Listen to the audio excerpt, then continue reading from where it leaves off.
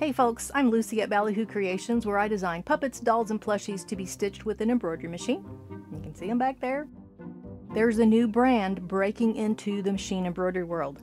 Poolin sent me their EOC05 embroidery machine to play around with, make a few videos, and share the machine with my audience. And I'm not going to lie to you, I've had some frustrations with this machine. I will be doing a full review in a separate video if you want to hear all about that.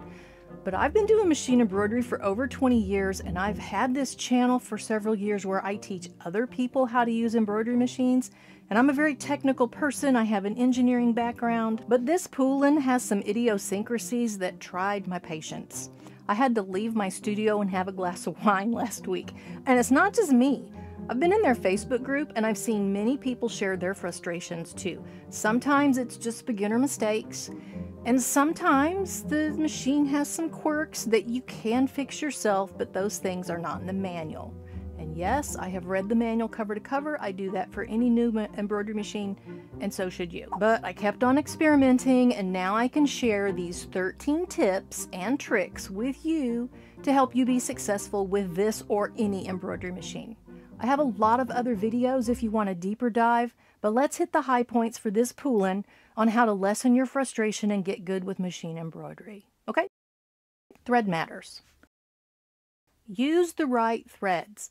The machine comes pre-threaded, but I am not impressed with the bobbin that it comes loaded with. This white is not even bobbin thread. This machine comes with 6 different embroidery threads in this box, and then you also get all these different colored bobbins. And the bobbins in this are good. They're different than the bobbin that comes preloaded in the machine. I'm not really sure why they did that. So once I got that old white bobbin out of there and put these in, no problem. And this thread works just fine. So use their threads and bobbins that the machine comes with. The machine is a little finicky, so don't use specialty threads yet. At least not until you get a few good designs stitched out and gain some confidence. That means no metallics, no quilting threads. Don't use your all-purpose sewing thread that your grandma gave you and it's been like turned into dust for the last 50 years. You can't use that. Use the thread and bobbins that they gave you. Your Poolin comes with threads, bobbins, stabilizer, tools, and a whole bunch of stuff. Use what they gave you while you're learning. You need to keep the variables low while you're practicing. So use the stuff they gave you and keep that variability very small. I also want to mention that machine embroidery is not something you can just push a few buttons on the machine and it spits out a perfect embroidery.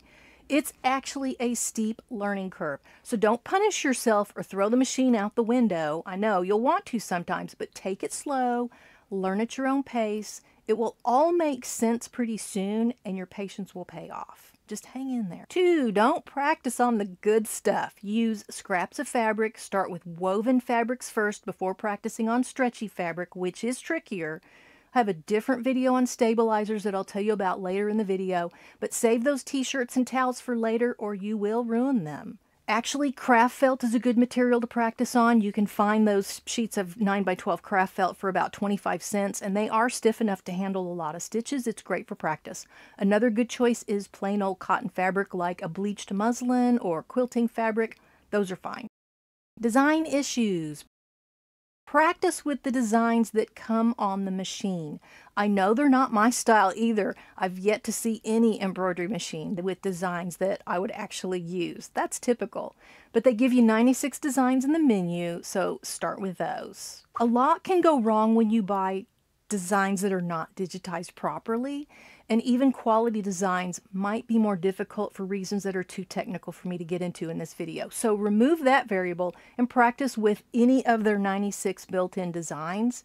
You'll also be more successful if you stick with the 4x4, the smaller hoop that comes with the machine. Save the 4x9 hoop for later on. It is great to have this long, skinny hoop, but save it for after you're perfect with the smaller hoop. This is more challenging than this one. Number 4, thread break warning. Re-thread correctly, and I'm going to show you each step of threading the top thread on the machine. Also, this little orange piece here on the machine might be part of the problem. I'll talk about that too. When you're threading your machine, you can either put your spool back here on the back of the machine, or you can use the thread stand, and I'm going to use the thread stand behind the machine. I'll talk about that in a little bit. Either way, Whether your spool is here or on the thread stand, you have to go through this little silver guide first. I'm going to use the thread stand back there, and I'm going to try to use black thread so you can see. So it pops into that little loop on the silver thread guide first. Then you can't forget this white piece back here. Back here in the back, you have to go around this piece. Goes through there. Now we're on the front orange piece, and you're going to go on the right side. And you have this little arrow that shows you the direction that thread needs to go. So it needs to come down on the right side of that and then back up on the left. And that orange piece is going to make it sink into a little spring lever inside there. There's also a tension disc back here, so it has to go through there. By the way, your presser foot should be up while you're doing this, and I'll get to that in a minute too. And then once it's on the left side of this orange piece, it needs to hook around the take-up lever. I'm going to actually take the cover off and show you that on the inside so it'll make more sense. Now you're going to go all the way down. Okay, now we're down here and we have to thread this little hook on the needle bar. And it's a good idea to go ahead and lower your presser foot. That's going to engage the tension disc and give you a little tighter thread so that it's easier to hook that in there.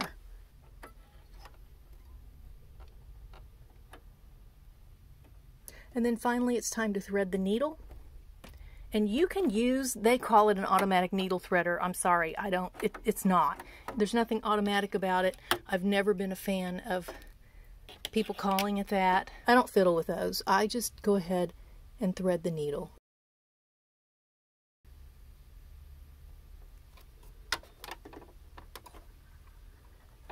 Alright, so I'm threaded all the way now.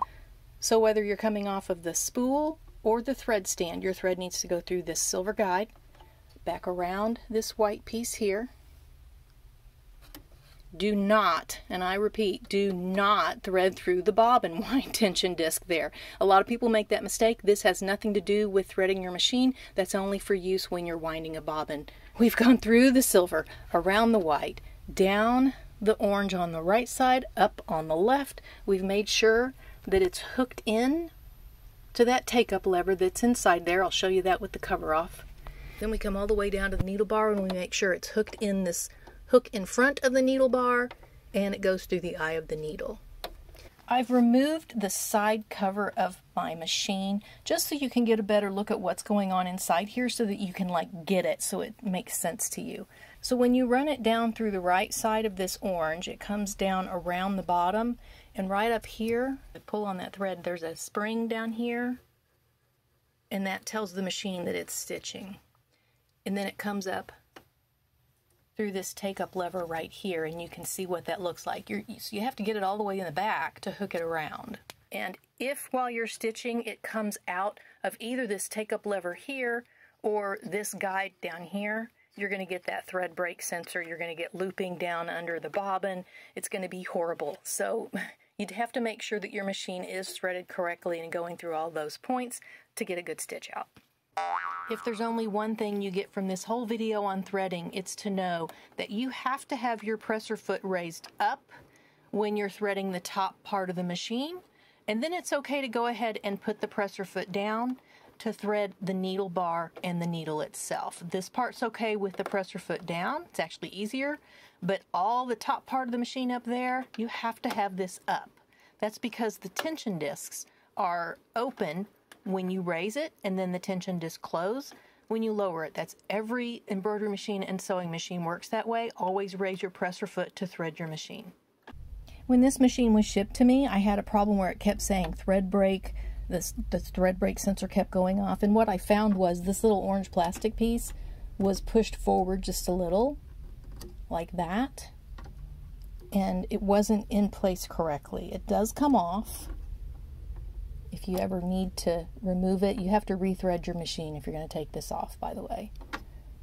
So if yours comes off and you need to put it back on, first you want to get this opening right here over this little silver notch. See that notch?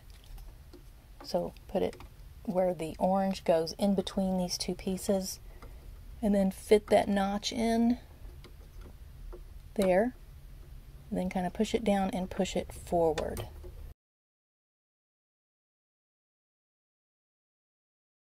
Bobbin issues.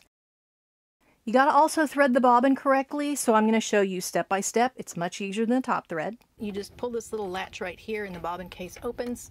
I'm just going to pull this out and put it back in again. So you want to make sure that your bobbin thread is counterclockwise, meaning so when it comes off of the top of the bobbin up here, the thread goes off to the left towards where you need to put it. You just drop it down in there. So then it comes down here. You can see the little picture of it comes counterclockwise. It goes to the left and then to the right. So it comes around this little gray hook right here. You have to make sure it gets through there or you're going to have issues. And it might help to put your finger on the bobbin and hold it still. Let it slide in there. My camera's in the way. There we go. And then it needs to go around this little track. Pull it around like that. And right down here in this corner is a little knife. So when you pull it, it cuts off. And then just put the bobbin lid back on. Boop. And number 6, use the correct size spool cap if you're using the machine spool pin back here. Otherwise, the thread can get wrapped around the pin, and that will cause a lot of problems. That's on any embroidery machine. That has nothing to do with Poolin. The machine comes with 3 different spool caps, and the reason it has 3 of them is you need to match the cap size to the top of your spool or cone that you're using. So use the right size, otherwise your thread can get wrapped around the actual pin that the thread goes on, and that's a mess. Number 7 is use a thread stand. It comes with the thread stand. I'm going to show you how to assemble it and place it correctly. The thread stand helps the threads unkink before they hit the tension back here. So it is a very good idea to use the thread stand all the time as long as you have room for it. Let's talk about how this thread stand is assembled. The thread stand actually comes in a plastic bag in several pieces, and there's no instructions. So this is the base. You take these two silver bars and you throw them. No, you don't throw them. I threw it on the floor accidentally. Okay, so you put these 2 little silver pieces together with this little white piece. Put that in the base in the back. And then these little spool pins each go in the front. So you've got 3 spool pins here and that big one in the back. And then this piece here goes on the top. And when you're using your thread stand, you need to make sure that this top piece, these thread guides, need to be right over the spool pins. They need to line up. If you have it at an angle like that, and then they're not lined up, you're going to have problems because it's going to pull the thread at an angle and it'll get stuck on the cone down at the bottom. So you don't want that. Make sure that this is always aligned. It's also important that you place your thread stand properly. It needs to go behind the machine. And it needs to go to the back and to the right a little bit. You want to make sure that the thread, first of all, you don't want it to get caught in the hand wheel back here. That's a very bad thing. So you don't want it to be so far off to the right that the thread is passing around this area. So put it just right back here. And you've got 1, 2, 3. And then you're going to make sure that it goes into that silver thread guide from here to here. Instead of from here, the spool pin, to here, you want to go from the thread guide on the stand straight to here, from any one of these. And just do one at a time, obviously. Spindle stuck error. If you get the dreaded spindle stuck error, it's horrible. Turn the hand wheel backwards. Don't turn it towards you. Turn it away from you about a half turn to get the needle out of the fabric. And then you have to clean up the bird's nesting underneath. You do want to make sure that you place the bobbin shuttle back in the machine correctly. I'm going to show you how to do that.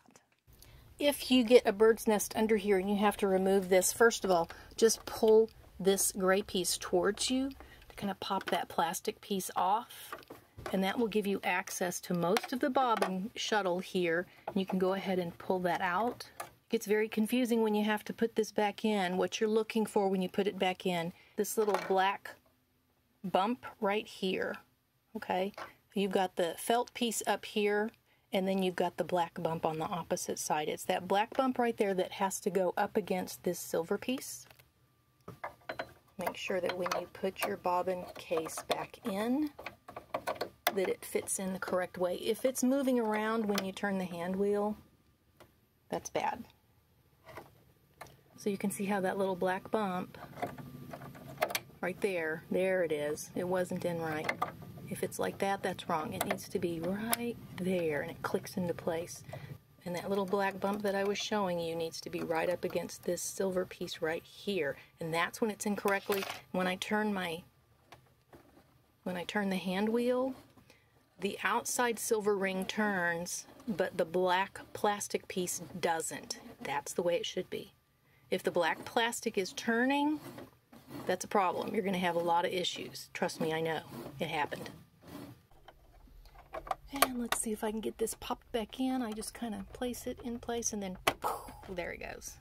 And then you can also go ahead and unscrew this metal piece if you need to. If you have a bird's nest, you may need to unscrew this and that screw, just a flathead screwdriver. Your toolkit that it comes with can help you with that. You may have to remove this if you have a lot of thread that gets stuck back under here, but usually you can just take the plastic piece off, pull this out, and get everything out. So just, you know, try both ways. Try the easy way first, and if that doesn't work, go ahead and take the metal plate off. It takes more time. It's not fun. So be sure your bobbin is in correctly, it's threaded correctly. You might want to make a bobbin cushion. That's just a little circle of stabilizer. Just trace around your bobbin, cut out that little circle, and pop it into your machine, and that helps the bobbin flow a little more easily. You can also buy them, but it's just easy to make one. Number 9 is do not overlap your designs. This Poolin EOC05 has 96 built-in designs, 8 lettering fonts, and 11 different languages on the menu. With all those designs, you might be tempted to combine a whole bunch of them in one hoop, but you can't just pile one design on top of the other and expect it to stitch through all that thread and fabric. You will break a needle, or you'll get the stuck spindle warning. That goes for any embroidery machine. You can't stack those designs on top of each other, even though the machine might let you do it. This part won't. Number 10 is don't resize things. I know the Poolin has this fancy 7-inch LCD screen. It's great. It has a nice little menu where it lets you resize things, but when you resize, you're changing the density of the stitches, and you won't get a quality stitch out. It won't be what you're expecting. For now, don't resize anything. You can resize later after you figure out different thread weights and densities and things like that. But for now, while you're learning, don't resize anything. And that goes for any embroidery machine too. Again, not just Poolin. On any embroidery machine, you have to be careful with resizing. A lot of digitizers won't even support you if you're resizing their designs. 11 is experiment with your tension settings. Your tension dial is right up here on the top, and I will show you how to test for tension and get it correct. Just use the alphabets on your machine. Choose a big fat alphabet, and I like to just use the letter I because it's just a straight satin stitch line, and I put a space in between. I put about 4 of them in there, and then go over to the config menu, and it's best if you make each of these a different color. That way the machine is going to stop after each color and give you a chance to change the tension setting. And then just put it on your machine. You don't need to use different thread colors. It's better if you use one thread color, and every time it stops, change your tension. After you're done, I just used a little marker to write down what my tension settings were. They were 4, 5, 6, and then this one was 3. And the front all look pretty much the same. I had a little glitch here. Ignore that. That was my fault. But they all look pretty much the same. But the real test of tension is not on the front. It's on the back. And you'll see the difference here. And on a straight line satin stitch like this, you want to see 1/3 of your top thread, 1/3 of your bobbin, and then 1/3 of your top thread again. This one's a little bit lopsided, but this one here I would say looks the best to me, and this was a tension setting of 3. If you look at the tension setting 6, this one was too tight. The top tension 6 was too high. The top thread is pulling too much, and I don't have enough of the top thread coming down to the bottom. Your top thread should go ahead and come to the bottom. This is not like regular sewing where you want the stitch to be right in the middle between the fabric. It's different with machine embroidery. You actually want your top thread to come to the back. On this one, this is okay, but again, I would like to see more top thread on this side. The 3 looks better. The 4 was actually pretty good, but I had a problem, and again, that was my fault. I didn't have enough thread in there. And the 4 is actually pretty good, though. I'd be okay with this one, too, but I think for this thread, fabric, stabilizer combination, 3 was better on my machine, and this is just regular felt. Anywhere from 3 to 4 is typically your average where you'd want to set it. If you have a thicker fabric, you might want to stay in the 2-3 range. You want something much looser to go around that thicker fabric. If you have a thinner fabric, or if you just want a tighter stitch, like especially if you're doing in the hoop projects, you might want to bump it up to 5 or 6 to get a nice tight running stitch instead of satin stitch. Just remember the Poolin requires either the DST or DSB file format if you're going to get a tension test downloaded from somewhere. I would stick with DST because all digitizers include that particular file format. Just stick with DST. And for number 12, the DST file format, that reminds me to tell you that DST and DSB files do not store color information. So when you pull up the design on this pretty 7-inch LCD screen, the colors look kind of weird. It's not what you're expecting. You can go into the menu and change them if you want to, but the color on the screen has nothing to do with the thread that you actually load and stitch with.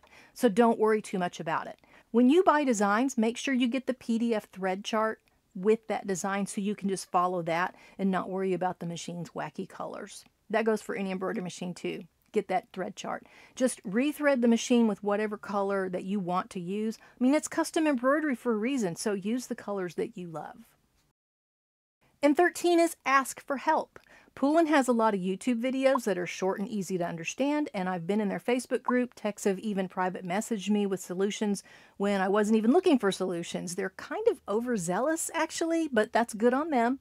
And they also do support through WhatsApp, but I haven't tried that way yet. Don't be afraid to ask them for help. Just do be careful when you're in Facebook, on any Facebook group. Be careful who's giving you advice, because I have seen bad advice by others in all kinds of Facebook groups. So beware of that. And maybe that's what I've been doing this whole video, has been giving bad advice, but I don't think so. It's working for me now. So hopefully you had some fun watching and learned a few things. If you like how I teach, I have a whole free video series about machine embroidery for beginners here on YouTube. Learn proper hooping, especially for bigger hoops, and stabilizing for different fabrics. I will link that playlist in the description box, and I'll also put it on my end screen. I also have a popular video that covers more troubleshooting like puckering and looping and bird nesting and even outlines not matching up, so go check that out. I have machine embroidery classes on Skillshare where you can get personal help from me, or you can schedule a video call with me on SuperPeer. I'll link all of that in the description box below. So you should be getting free support from your dealer like I mentioned earlier, but if that's not working out for you, or you just want to chat with me, we can video chat. It's really easy. It's only $20 for a 15-minute help session. So that is it for the Poolin tips and tricks. Remember to relax, have fun, take a deep breath. If something is frustrating you, just step away. I mean, seriously, tomorrow may bring a fresh perspective, or at least get the gremlins out of your machine. See you later.